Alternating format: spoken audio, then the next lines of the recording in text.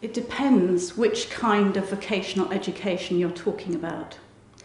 If you mean, because the term vocational is used in a very loose way. So, I mean, for example, medicine is a vocational form of education. So, of course, that's good for getting a job.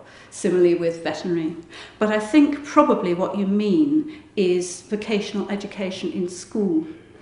And I would say if young people can gain an apprenticeship, and that's actually only about 10% of our young people between the ages of 16 to 19, then that is a very good way of finding a job, because they are there with the employer and they've learnt in that workplace, and they can go on to gain employment.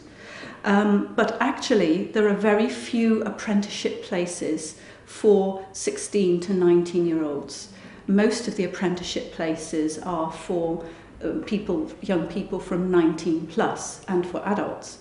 So when you look at how many people take vocational education in England or take apprenticeship, it's only about 9% of the 16 to 18-year-olds. So there are not enough places for young people who want them.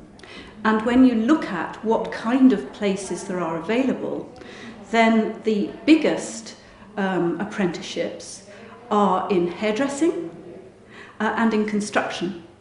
Now, I imagine in this country, as in England, those are jobs which are not very well paid. So it depends what you mean. It gets you a job, but whether it's a job that you would want to have is another matter. If you're talking about vocational qualifications, which young people take in further education colleges, then again, it depends on which qualifications they take. If some of the qualifications lead into university, and some of them lead straight out into the workplace.